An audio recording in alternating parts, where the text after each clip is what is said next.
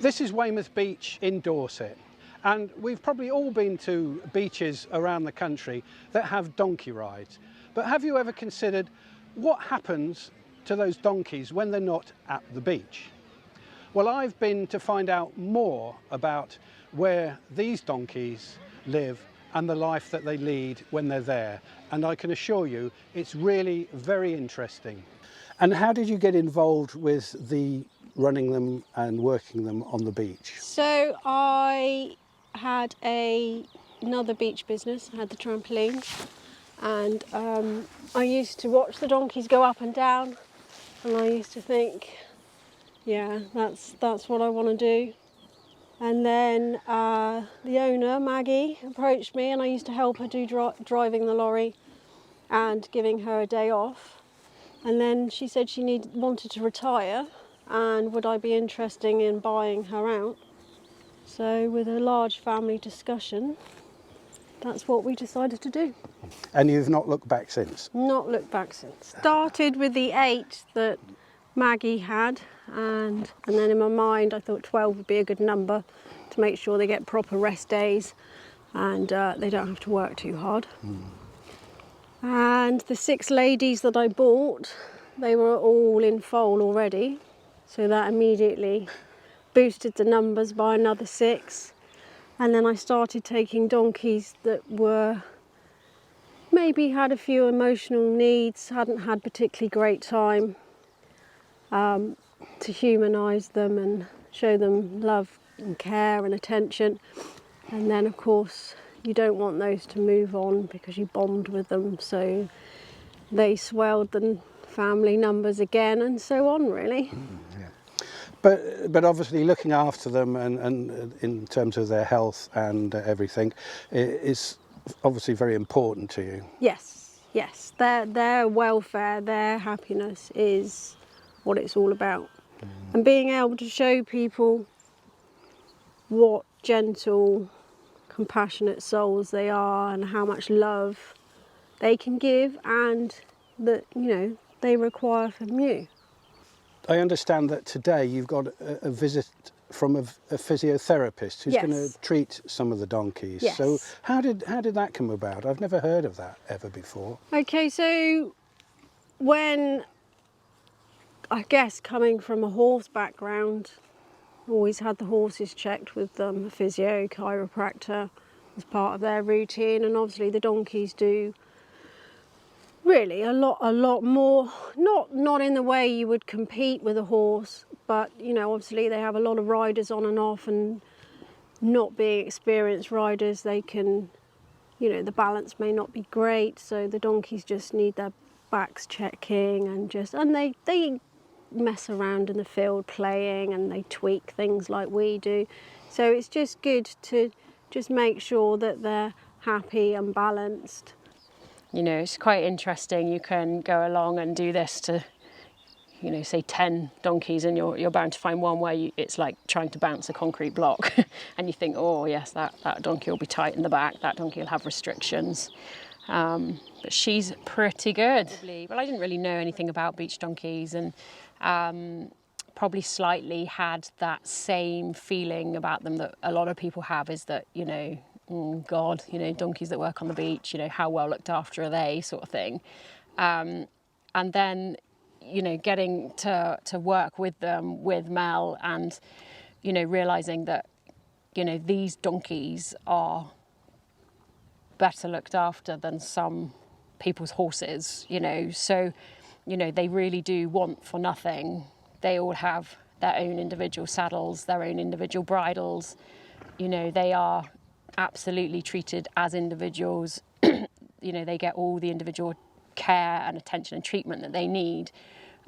So yeah, I'm a real fan of these guys, and just because I guess I know how well looked after they are, and that their welfare is, Mel's life is run around the welfare of these 30 donkeys.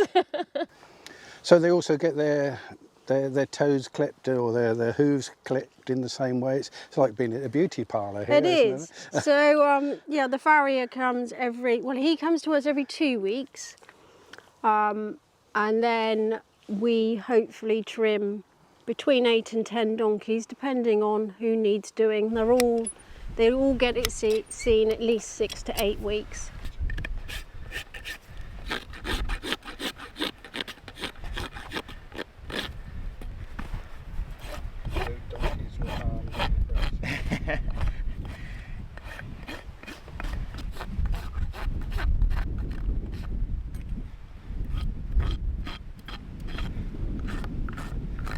I mean, they may not need their feet doing, but it's good to have them checked. People seeing the donkeys on the beach will have no idea of what sort of is going on behind the scenes when they're not starring in that role on the beach. Yeah, I mean, they have their own team of professionals. They have a dentist, they have the vet, they have the farrier, they have the physio, they have a saddler, all designed to make sure they're in tip-top health and their welfare needs are met and above and beyond.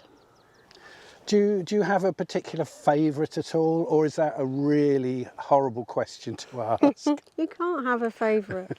And they're all such individuals, and they all bring something different.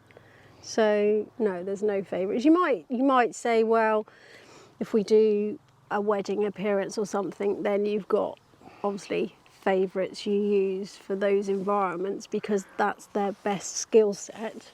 But no, I mean you can't have a favourite. They have to be all equal. What are the basic rules and regulations that you need to adhere to for people to ride on the beach?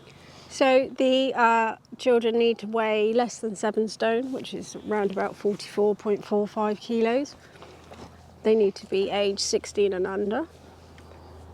Our largest working donkeys, or riding donkeys, only take 7. We only go up to 7 stone. That's our personal preference. The Donkey Sanctuary have a guideline of 8 stone, but we feel by the time you've got the weight of a pad and a saddle on the top, that's more than enough. Do you think they enjoy the work on the beach? Yes, they do. We wouldn't take donkeys to the beach who aren't happy in that environment. So when we get new donkeys, or we have some of our grown-up babies, it's entirely how happy they are in that situation. So they have different personalities. So some are leaders, some are followers.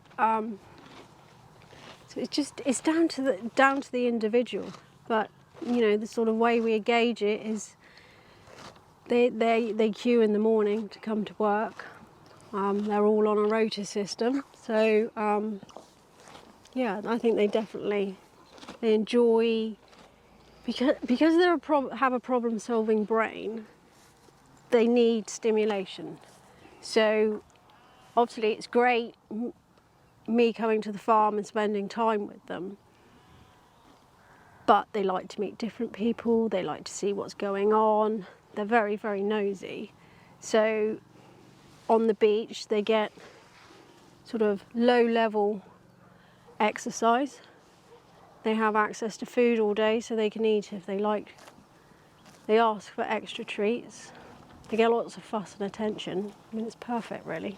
So what's their favourite food then? What's their all-time, if you could have a cartload of it delivered, what would it be? Carrots are always up there, but then again so is banana. And they do like their haylage. Just pretty, they're not that fussy, to be fair. They're very, very into their root vegetables. Obviously apples, but we try not to give too much. They have some, but not. You don't want too many high sugar foods. Yeah. So Melanie asked me to just do some of those vital tasks that are required here at the beach in Weymouth.